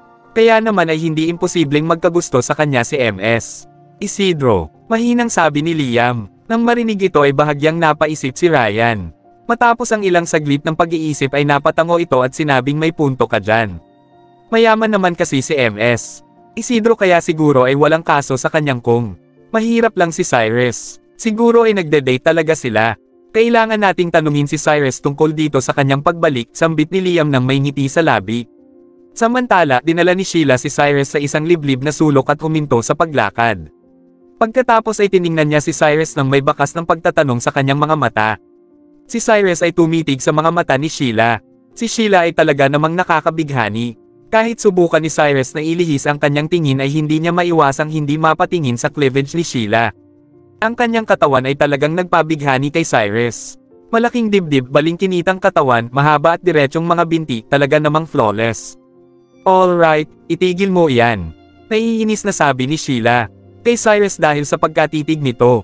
Nang marinig niya ang sinabi ni Sheila, napakamot na lamang si Cyrus sa kanyang ulo dahil sa kahihiyan at sumagot ng may nahihiyang ngiti, "Pasensya na, MS Isidro, pero talagang kaakit-akit kayo. Hindi ko mapigilan hindi mapatingin sa iyo." Tinarayan siya ni Sheila at naglabas ng isang business card mula sa kanyang bulsa at nagpahayag sa isang malumanay na tono, "Ito ang business card ng aking kaibigan. Ang address ng kanyang bar ay nakalagay sa card. Bukas ito para sa business ngayong araw, pwede kang pumunta dyan pagkatapos ng iyong klase mamayang hapon. Sabihin mo sa bar owner na estudyante kita, pagkatapos mo sabihin ay alam niya na ang gagawin.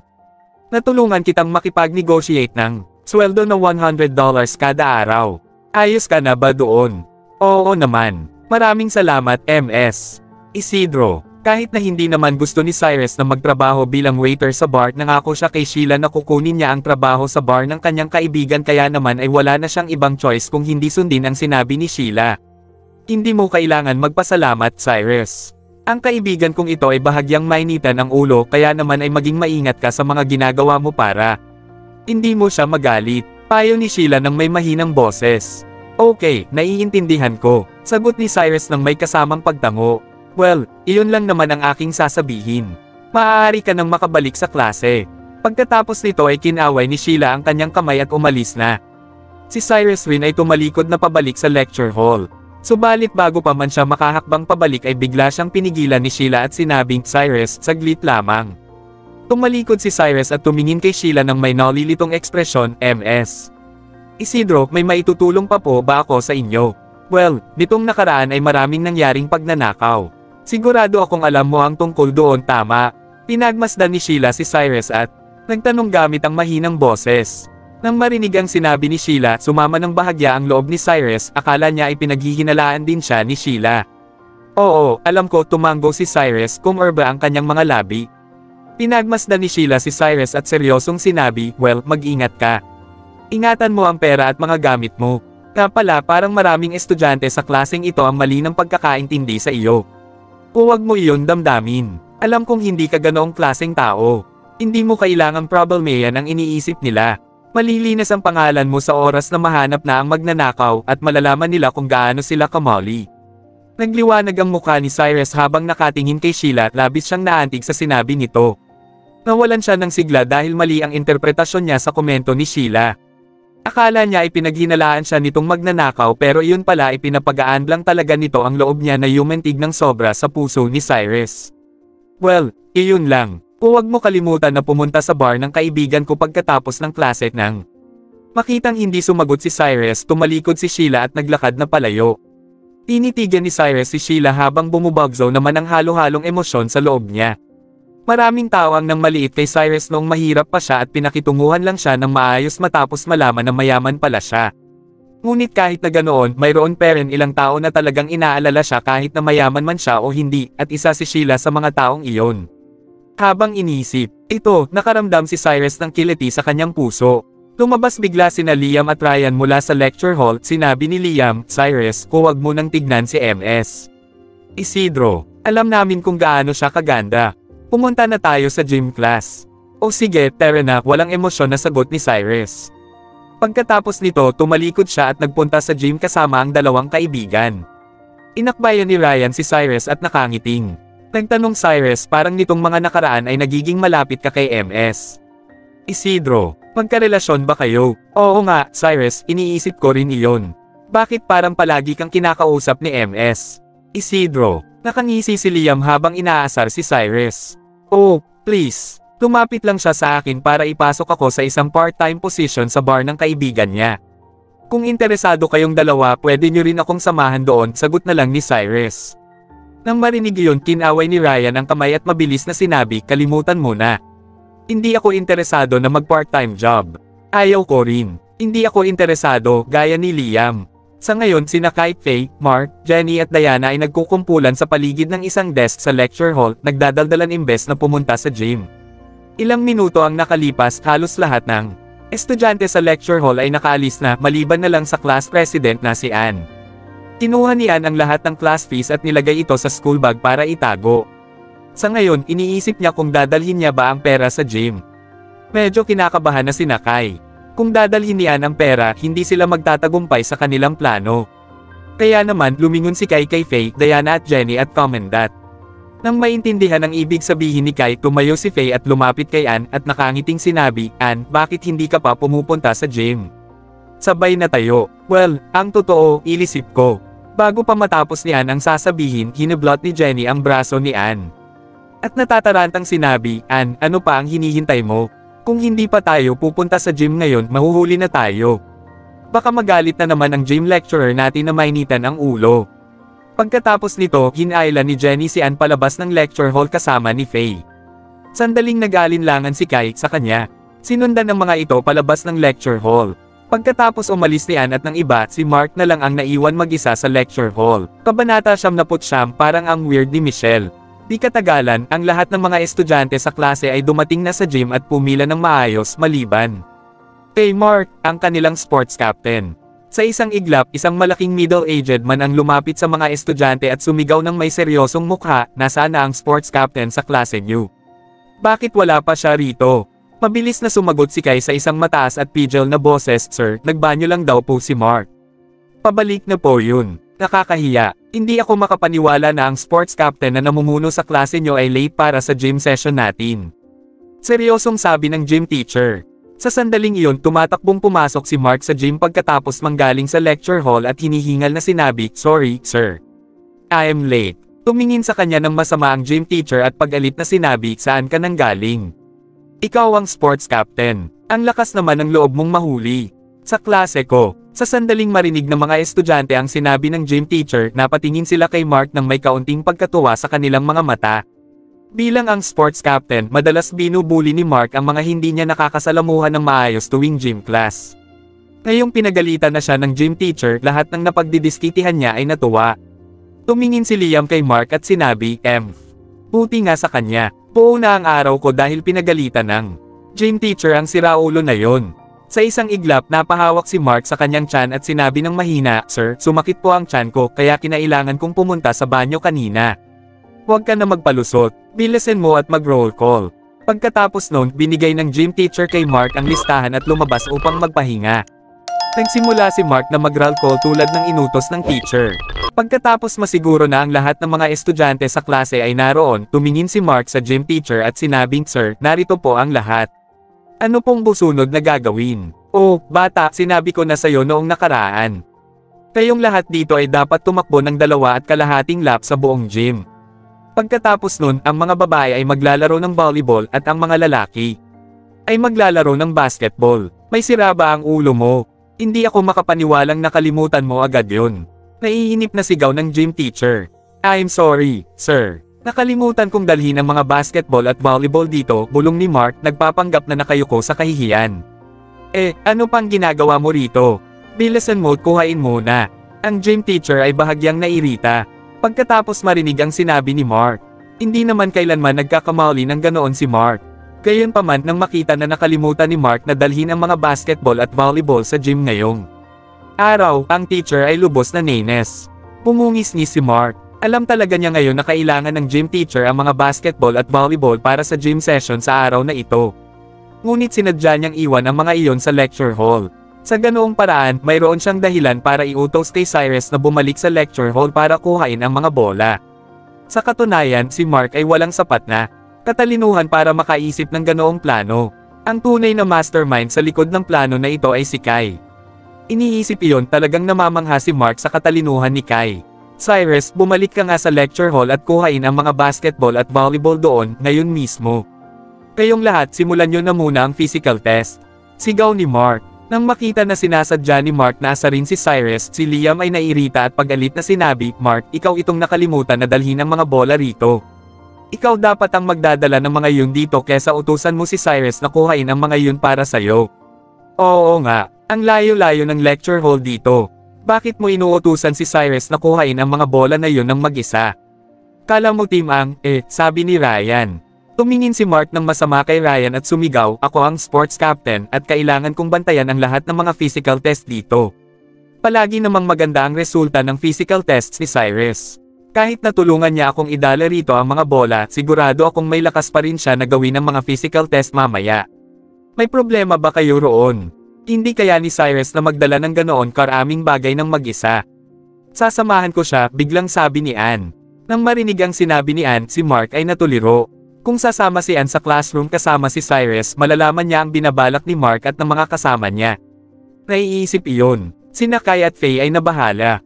Upang mapanatili si Ann sa gym, nag-iisip ng sandali si Mark bago sabihin ng nakangiti kay Ann. "Ann, mahalaga ang physical test na ta.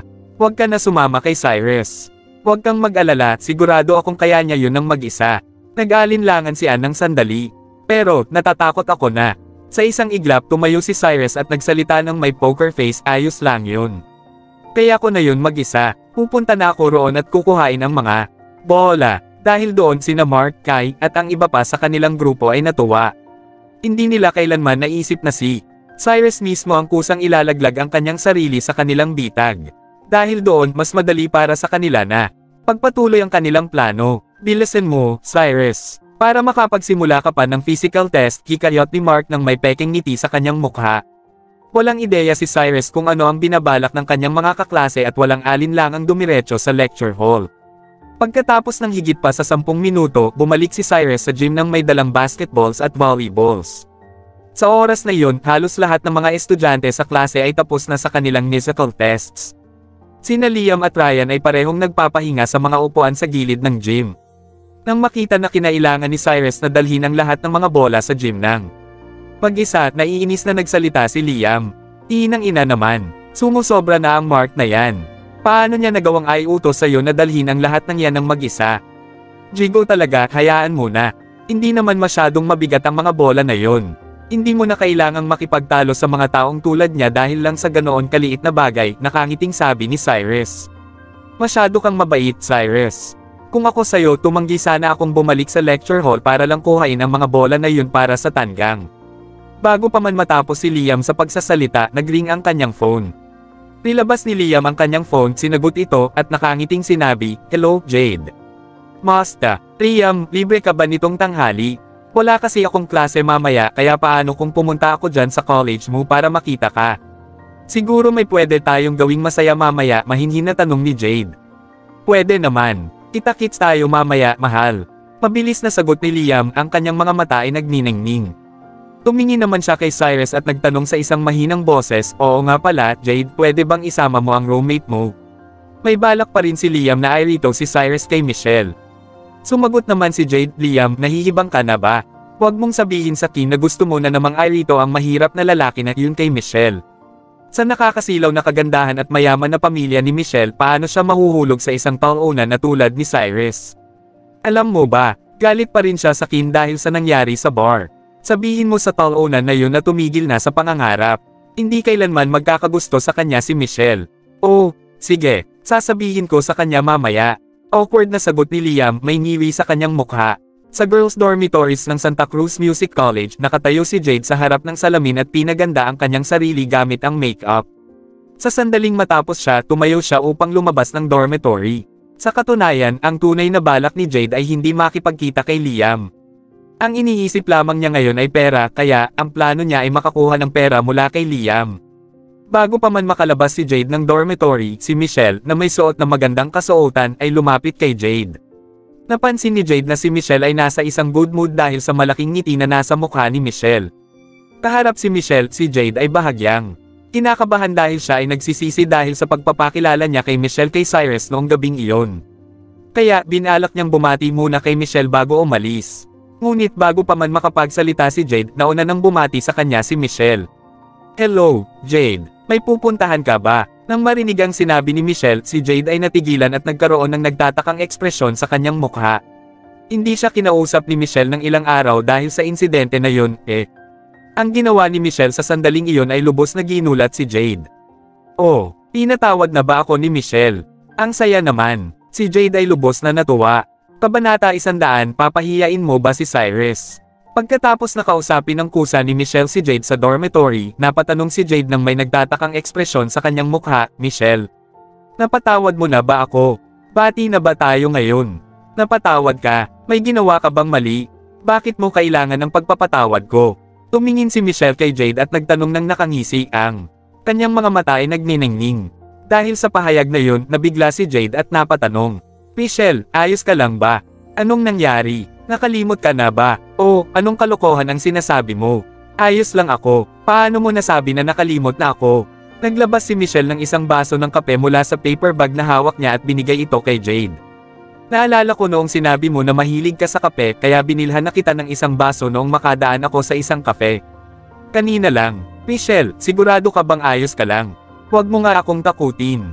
Galit ka sa Kin nitong nakaraang mga araw dahil pinakilala kita kay Cyrus noong gabi na yun, hindi ba? Bakit bigla mo na lang akong nililaber ng kape ngayon? Masyado ka bang na-trauma?" Hindi naglakas loob si Jade na tanggapin ang kape. Sa halip, napaatras siya at napasigaw na para bang nakakita siya ng isang multo. Nang marinig ito, sa wakas ay napagtanto na ni Michelle ang nangyayari at napatawa ng malakas. Walang ideya si Jade na si Michelle ay hindi galit sa kanya dahil pinakilala nito sa kanya si Cyrus. Sa kabaligtaran, si Michelle ay lubos na nagpapasalamat sa kanyang matalik na kaibigan dahil pinakilala sa kanya nito ang lalaking ubod ng yaman. Gayunpaman, si Michelle ay makasarili. Wala siyang intensyon na sabihin kay Jade ang tunay na pagkatao ni Cyrus dahil sigurado siya na sa sandaling kumalat iyon, maraming mga gold digger ang susubukang akitin si Cyrus. Kaya magkakaroon ng mas maraming karibal si Michelle sa pag-ibig at tiyak na ayaw ni Michelle na mangyari yon. Kapag mas kaunti ang taong nakakaalam tungkol sa kayamanan ni Cyrus, mas maganda at mas madali para kay Michelle na habulin siya. Nang makita na nanatiling tahimik si Michelle, lubos na nagsisisi si Jade at sinabi, "Michelle, ayaw ko rin sa taonan na yon. Kaya Lim, I'm so sorry. Hindi ko inasahan na sobra kang masasaktan doon. Gusto ko lang namang ipakilala sa iyo ang kaibigan ni Liam pero wala ako ring ideya na si Cyrus pala yon. Alam ko na ang jigo na yun ay hindi sapat para sa you. Sigurado ako na ang nangyari sa iyo noong gabi na yun ay kinaiinisan mo pero ayos lang yun, Michelle, hindi na natin siya makikita ulit. Pwede bang kalimutan mo na yun at maging masaya, sobra akong nag-aalala sa iyo." Nakangiting tumingin sa kanya si Michelle at sumagot sa isang mahinhin na tono, "Oh, Jade, masyado kang nag-aalala. Matagal ko na yung nakalimutan. Huwag mong sisihin ang sarili mo, ayos lang. Ako. So, Michelle, napatawad mo na ba ako? Tumingin si Jade kay Michelle at nananabik na nagtanong. Siyempre, ikaw ang best friend ko, eh. Tumango si Michelle at ngumisi. Walang balak na ipagpatuloy ang usapan na iyon kay Jade, binago ni Michelle ang usapan at nagtanong, Jade, ang ganda mo ngayon, ah? Saan ka pupunta? Ipupunta ako sa Laguna University para makipagkita kay Liam, sagot ni Jade nang may nahihiyang ekspresyon sa kanyang mukha. Siya ay lubos pa ring nalilito. Akala ko ba ay ayaw sa akin makipag-usap ni Michelle nitong mga nakalipas na ilang araw dahil sa nangyari sa gabi na yon. Napatawad na ba niya ako? Anong nangyayari? Nasa Laguna University din ba si Cyrus? Biglang tanong ni Michelle kay Jade. Oo. Tumingin sa kanya si Jade at, nepatay mo, di, sama ako sayo.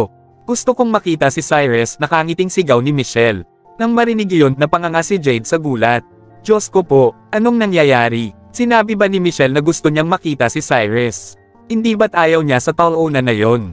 Bakit bigla na lang niyang gusto makita yon? Hindi ako makapaniwala, siya ba talaga ang Michelle na kilala ko? Jade, sandali lang. Mag-aayos lang ako. Nananabik noong maisip na makikita nila si Cyrus. Napagpasyahan ni Michelle na magpaganda at kaya kaaya-aya siyang naglakad patungo sa kanyang wardrobe. Nang makita iyon, napatingin si Jade kay Michelle nang may mas nagulat na ekspresyon. Oh, May, hindi ako makapaniwala. Nababaliw na ba si Michelle? Magpapaganda ba siya para kay Cyrus? Hindi ka panipaniwala. Michelle, sigurado ka ba na gusto mong makita si Cyrus? Tanong ni Jade kay Michelle. Oo, wala naman akong ibang gagawin ngayong tanghali kaya pwede naman akong pumunta sa Laguna University. At sumama sa inyo, sagot ni Michelle nang may nakakasilaw ng ngiti sa kanyang mukha, tila natutuwa. Bigla siyang naglabas ng ilang bestida mula sa kanyang damitan at nag-iisip kung alin ang susuotin habang siya ay nakatayo sa harap ng salamin.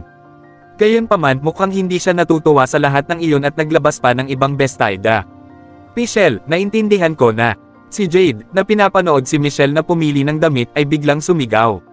Pagkatapos noon, napatingin sa kanya si Michelle nang may bahagyang nagtatakang ekspresyon sa kanyang mukha.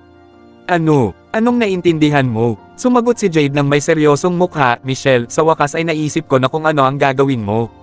Maghihiganti ka kay Cyrus, tama ba? Ano? Maghihiganti kay Cyrus? Si Michelle ay natigilan. Isang nalilitong ekspresyon ang lumitaw sa maganda niyang mga mata. Oo, napahiya ka sa bar dahil kay Cyrus noong nakaraan kaya sigurado akong kinamumuhian mo siya. Papahiyain mo siya sa Laguna University para paghiganti ang sarili mo, tama ba? Nagdududa si Jade na talagang gusto lang ni Michelle na sumama sa kanila kasama si Cyrus nang walang dahilan. Sa kanyang mga mata, ang babaeng tulad ni Michelle ay hindi magkakagusto sa isang taon na tulad ni Cyrus. Kaya akala ni Jade ay tiyak na sasama si Michelle para lang pahiyain si Cyrus. Napangiwi na lamang si Michelle. Hindi niya alam kung paano sasagutin si Jade. Para makuha ang pagpapatawad ni Michelle, tinapik ni Jade ang kanyang dibdib at seryosong sinabi. Huwag kang matakot, Michelle. Gawin mo lang ang gusto mo. Ako bahala sa'yo. Hindi alam ni Michelle kung paano magpaliwanag kay Jade kaya napasagot na lamang siya.